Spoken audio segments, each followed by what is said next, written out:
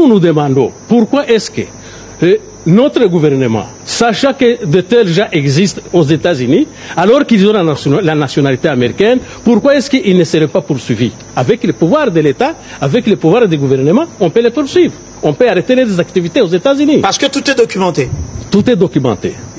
En plus, nous demandons qu'ils ne restent pas dans le verbiage, qu'ils ne disent que voilà, les Banyamulenge sont sous menace d'un génocide de Barundi. Nous, les Banyamulenge n'ont jamais vécu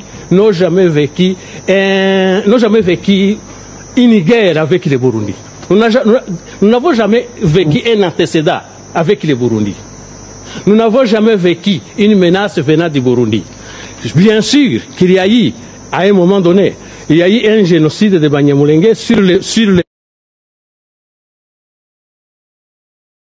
à un moment donné, il y a eu un génocide de Banyamulenge sur les sorts burundais. Mais ce génocide était commis, un massacre. Mais ce massacre était commis par des Congolais, ce n'était pas commis par des Burundais. C'est connu.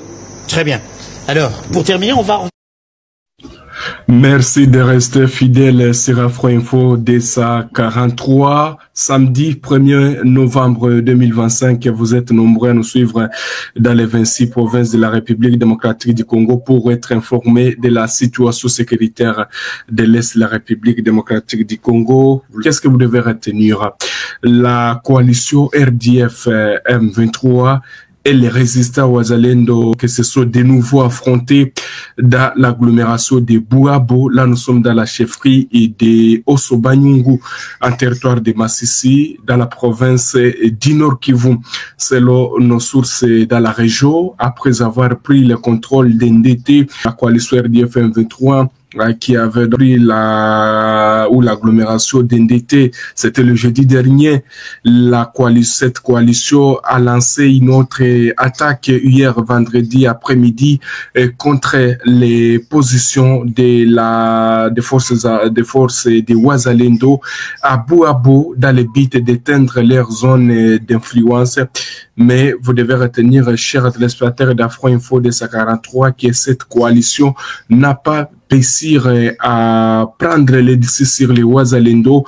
Nos sources renseignent que la coalition RDF M23 a fait face à une résistance farouche des Wazalendo qui ont repoussé cette tentative de conquête de ces villages, et on signale des morts aux côtés rebelles M23 puisque cette attaque que cette coalition M23 RDF a lancée, les Wazalendo étaient déjà au courant, et c'est ainsi que les Wazalendo ont répondu farouchement à cette attaque de la coalition RDF M23. Les détonations d'armes lourdes et légères ont plongé les habitants des villages environnants dans la psychose totale, et jusqu'à présent, le bilan humain matériel de ces affrontements demeure un mystère. Mais d'autres sources du côté des Wazalendo parlent d'une grande résistance également, d'une perte côté rebelle M23, puisque cette coalition RDF a été obligée de se replier du côté d'NDT. NDT, c'est une agglomération qu'ils ont occupée ici récemment, mais les Wazalendo sont tellement à côté de cette agglomération d'NDT. Tout peut encore arriver. Les Wazalendo peut changer encore la situation, et vous devez retenir que Bouabo est toujours sous contrôle des résistants Wazalendo.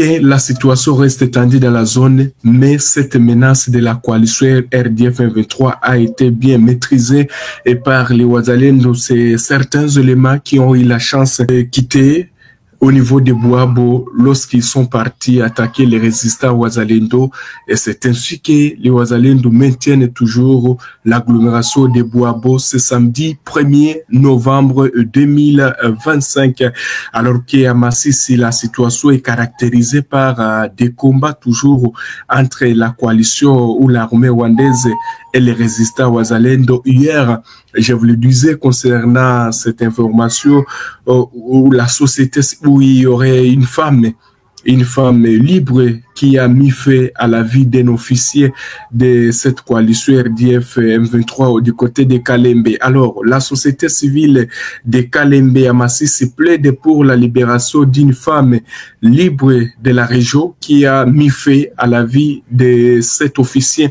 de la coalition RDF M23. Elle a agi à légitime défense et lui a ravi son arme alors que ces militaires tentaient de l'agresser.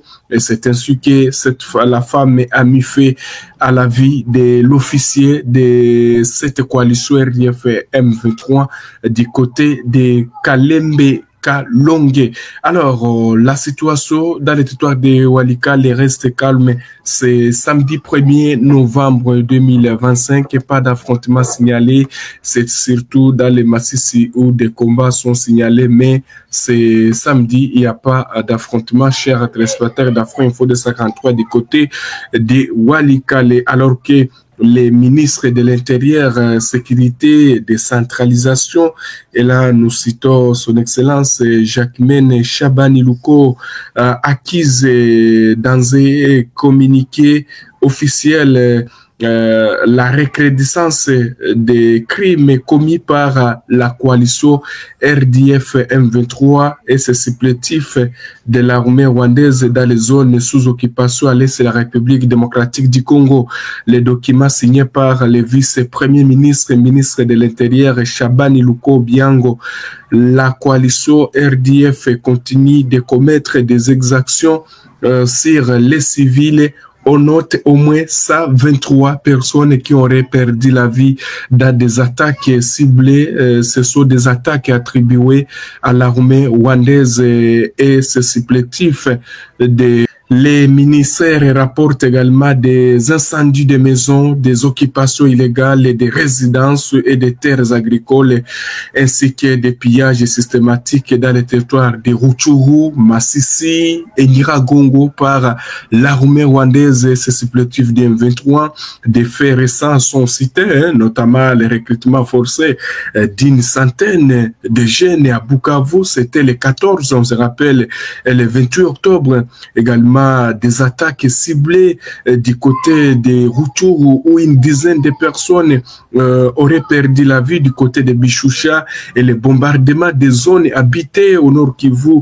Cette coalition RDF 23 est accusée par le gouvernement congolais. Ces crimes soulignent les communiqués constituent une violation flagrante de l'intégrité territoriale de la République démocratique du Congo et voit la contre de la Charte des Nations Unies, de l'acte constitutif de l'Union africaine ainsi que de plusieurs accords internationaux dont celui de Washington entre la RDC et le Rwanda et la déclaration de Doha.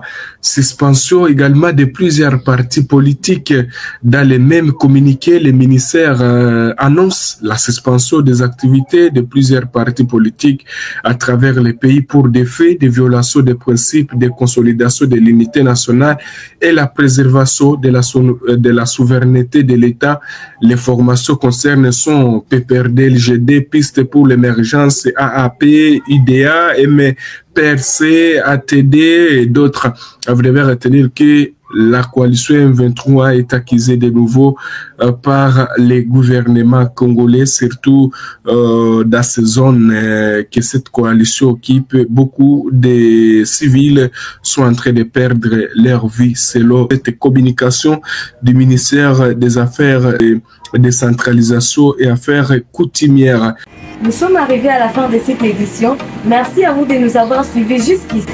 Si vous avez apprécié ces contenus, n'oubliez pas de vous abonner à notre chaîne, d'activer la cloche de notification pour ne rien manquer de nos prochaines vidéos. Likez et partagez cette vidéo. On se retrouve très prochainement. À bientôt.